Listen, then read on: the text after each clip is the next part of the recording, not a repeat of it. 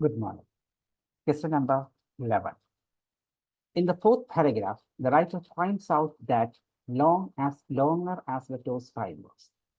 അതായത് ഈ നാലാമത്തെ പാരഗ്രാഫിന് റൈറ്റർ എഴുത്തുകാരൻ നമുക്ക് പറഞ്ഞ് മനസ്സിലാക്കി തരുന്ന പോയിന്റ് ഔട്ട് ചെയ്യുന്ന ഒരു കാര്യമുണ്ട്. എന്ത്? Longer asbestos fibres. ഈ ലോങ്ങർ ആസ്പെറ്റോസ് ഫൈബേഴ്സിന് എന്ത് സംഭവിക്കുന്നു എന്നുള്ളതാണ് നമ്മൾ ഈ ഓപ്ഷനിൽ കണ്ടുപിടിക്കാൻ പോകുന്നത്. എക്സ്ട്രാക്റ്റിലേക്ക് ഒന്ന് പോകാം. Depending on their size and shape, asbestos fibers deposit in different areas of the lung.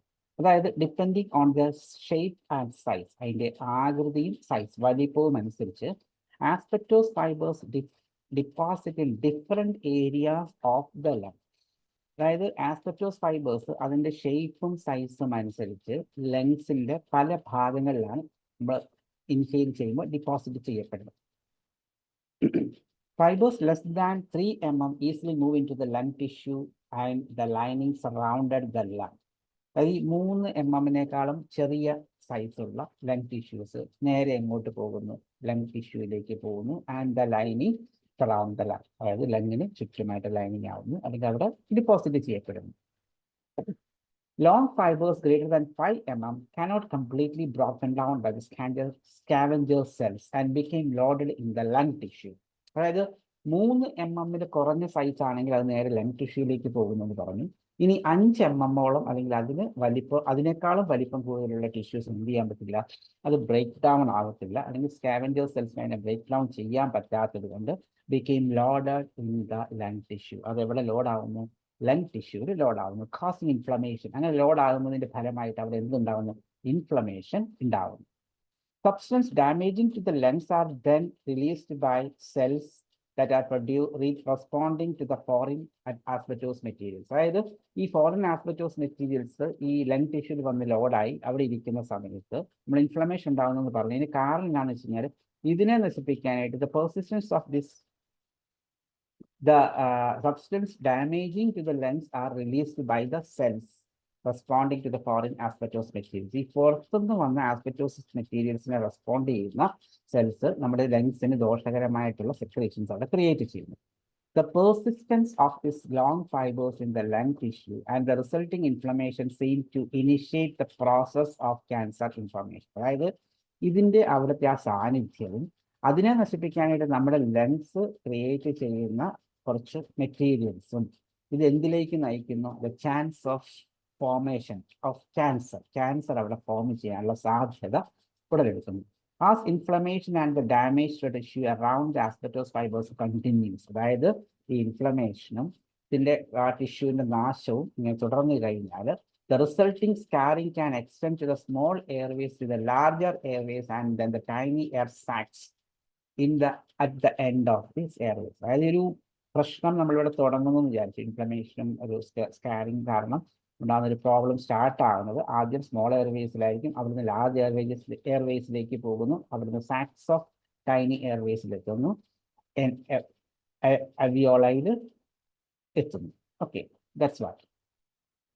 നമുക്ക് ആ ക്വസ്റ്റ്യൻ ഒന്നുകൂടെ വായിക്കാം. In the fourth paragraph the writer points out that longer asbestos fibre, അതായത് ലോങ്ങർ ആസ്ബെറ്റോസ് ഫൈബേഴ്സിന് എന്ത് സംഭവിക്കുന്നു എന്നാണ്. അപ്പോൾ നോക്കാം. Can travel as far as alveoli. പിന്നെ അൽവിയോളി വരെ ഈ ഫൈബറിന് പോകാൻ പറ്റും. ഇപ്പം അൽവിയോളി വരെ എത്താൻ പറ്റുന്ന ആ ഒരു ഡിസീസ് കണ്ടീഷന് മാത്രമാണ്, അല്ലെങ്കിൽ ആ ഒരു ഇൻഫ്ലമേഷന് മാത്രമാണ്.